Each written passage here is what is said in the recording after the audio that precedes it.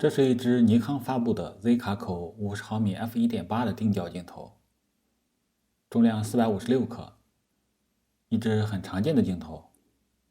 今天不聊这支镜头，我聊这支，也是一支尼康 Z 卡口的50毫米 f1.4 的定焦镜头，来自 JC 光学，重量33.1克。今天和大家分享一支在我看来已经有点变态的镜头。很难想象用18.9块人民币就可以买到这样一支全画幅的50毫米 f1.4 的定焦镜头，而且是一个完全可用的状态。先给大家简单介绍一下这个镜头都包含哪些东西，因为在我看来，它和普通的常规镜头还是很不一样。这个包装比较简单，就这么一个盒子，里面就这3个东西。这个是使用说明，这个是光圈盖板。总共有3个 F4、F8， 还有 F11。这个是镜头，这个是附赠的遮光罩。镜头就是这样，很简单、很小巧的一个镜头。这个遮光罩是我见过的最修真的一个遮光罩。我拿一个徕卡 Q2 的遮光罩对比一下，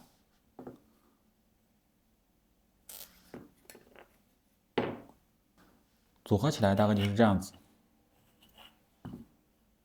这个镜头我使用了几天，现在和大家分享一下我的使用感受。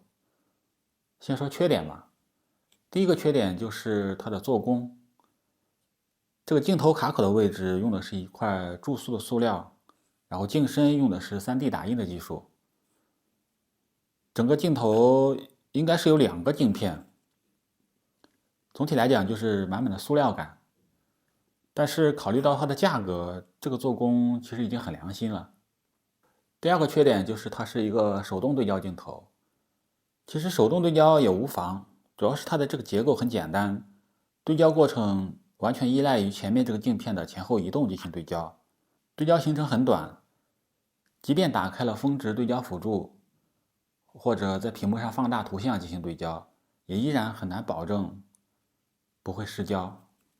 另外，厂家给这个镜身中间增加了一层类似丝绒材质的东西，一方面它可以阻挡光线进入传感器，另一方面可以让这个对焦的过程顺畅一些。但即使这样，这个对焦的过程也不是很丝滑。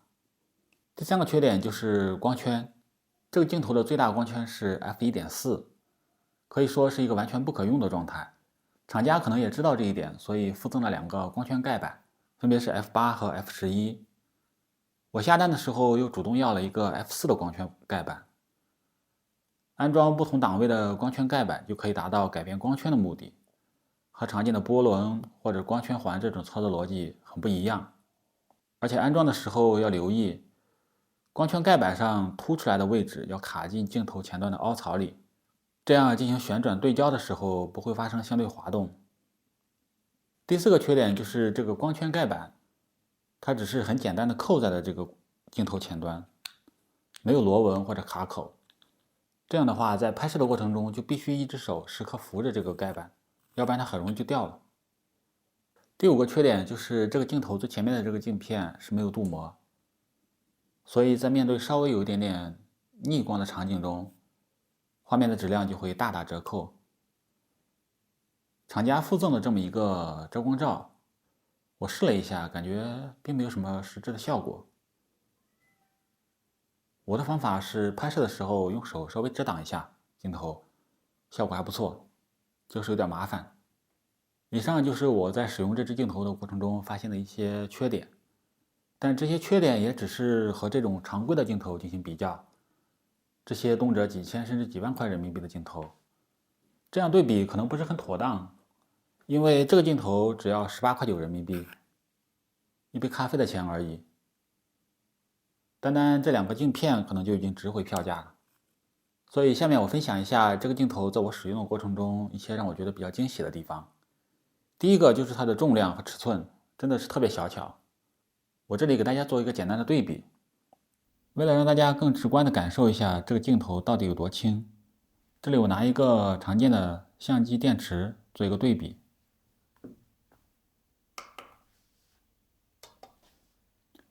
这是镜头的重量33.1克，这下面有个小数点，可能看不清楚。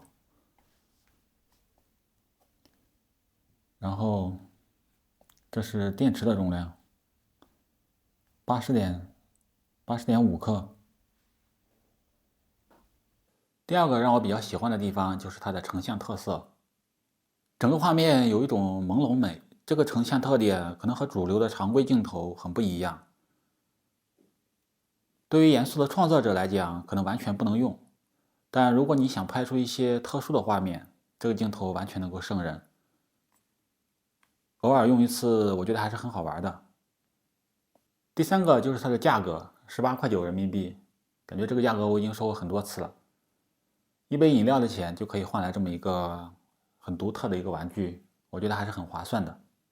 如果厂家后续能推出一个高阶版本，用量好一点，然后成像质量好一点，即使价格贵一点，我觉得也会很惊艳。这支镜头我会保留起来，偶尔带出去体验一下这种原始的拍摄方式，我觉得还是挺好的。